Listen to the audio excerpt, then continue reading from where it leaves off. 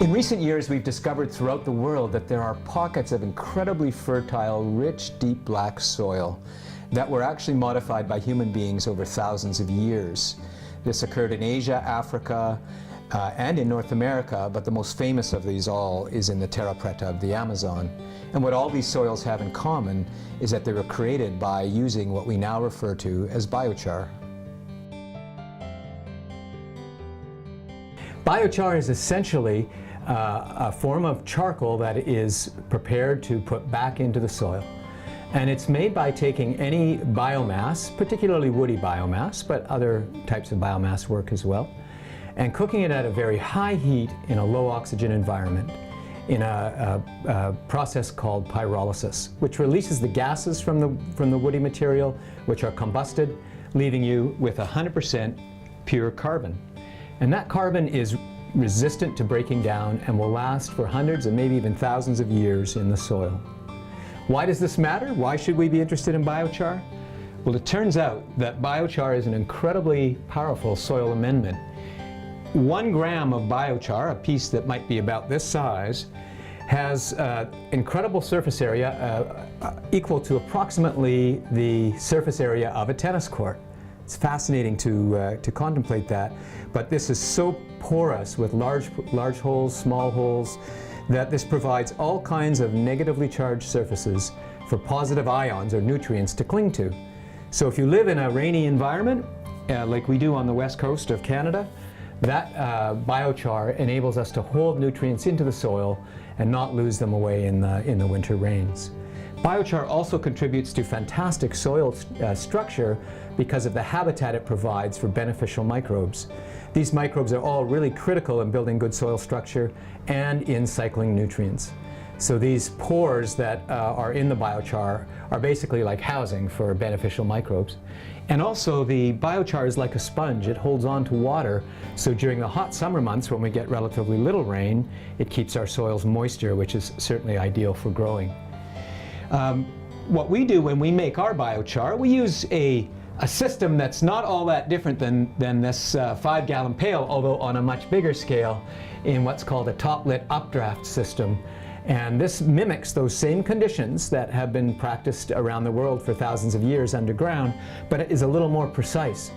And it results in a process that leaves us with pure carbon that we then mix with worm castings and other high-quality compost and beneficial liquid fertility amendments such as this compost tea, which is full of course, all kinds of diverse nutrients and beneficial microbes. So these are mixed together, and then we have a product that is ready to put into a garden bed or into a greenhouse where we have a relatively small amount of growing area, but very, very nutrient dense. You can see in this greenhouse here, this lemon growing over my shoulder is very happy, and that's largely because there's high soil fertility here. The other wonderful thing about biochar is that it is taking carbon out of the carbon cycle. So if you imagine the biomass that we're using to make it has taken carbon out of the atmosphere in the form of CO2, which plants eat, and we're converting that into a form that is highly stable or recalcitrant. It doesn't break down. So many people are very excited about biochar today as a way of mitigating climate change, sequestering large amounts of carbon, putting carbon back into the soil where it actually came from in the first place and where it belongs, to create incredibly fertile, healthy soils as well.